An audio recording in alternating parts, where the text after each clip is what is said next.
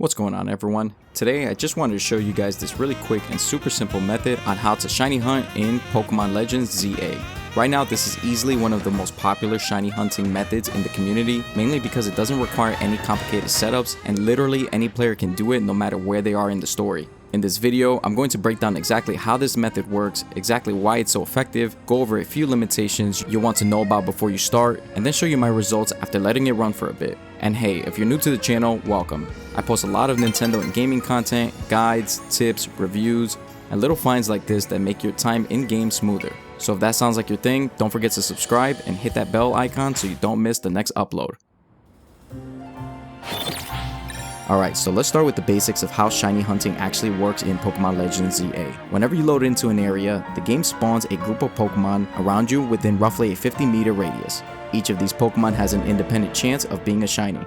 By default, the shiny odds are about 1 in 4,096, which is pretty standard for modern Pokemon titles. But if you've already earned the shiny charm, those odds improve dramatically to around 1 in 1,020, giving you much better chances to find shinies. The nice thing about ZA's system is that once a Pokemon spawns as shiny, it stays shiny until you interact with it, meaning it won't disappear if you walk away or fast travel elsewhere. The only way it'll vanish is if you actually battle or catch it. This is a really helpful design choice because it means you can take your time, set up your camera angles, or even save your game before approaching. You don't need to worry about accidentally losing it like in older titles.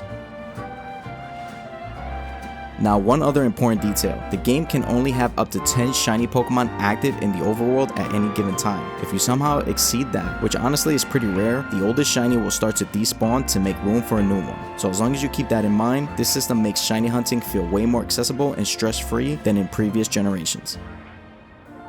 Now, once you gain access to Wild Zone 3, which happens fairly early in the game, head toward the left side of the map. You'll come across this tall watchtower structure. That's the spot where this method really shines. Here's what you want to do. Enter the tower and move your character up to the top level. Once you're there, start holding your left stick downward, which makes your trainer move slightly up and down between the roof and floor levels. This constant motion causes the game to reload the Pokemon spawns within that 50-meter radius every few seconds. Essentially, each time your trainer dips in and out of range, the surrounding Pokemon have a fresh roll for whether they appear shiny or not. The beauty of this method is that it's practically automated. You don't need to run around or reset zones.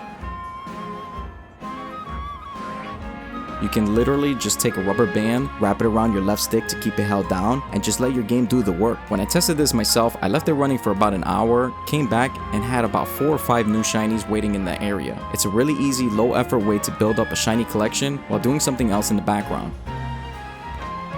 Now, as easy as this is, there are a few limitations to keep in mind. Because the shiny checks only happen within that 50-meter radius, the Pokemon you'll be encountering are limited to what spawns in that immediate zone around the tower. In this case, that means you'll mostly be seeing Litleo, Flababy, and a couple of other smaller species that appear nearby. Unfortunately, Pikachu, which also spawns in Wild Zone 3, sits just outside the radius, so it won't appear as part of the loop. If you're specifically after Pikachu or other species that spawn further out, you'll need to use a different shiny hunting method for those. Still, for general shiny farming, especially if you're early in the playthrough, this tower method is incredibly efficient. It's consistent, it's passive, and it's a great way to fill out your shiny collection without needing to rely on advanced gear or high-level items.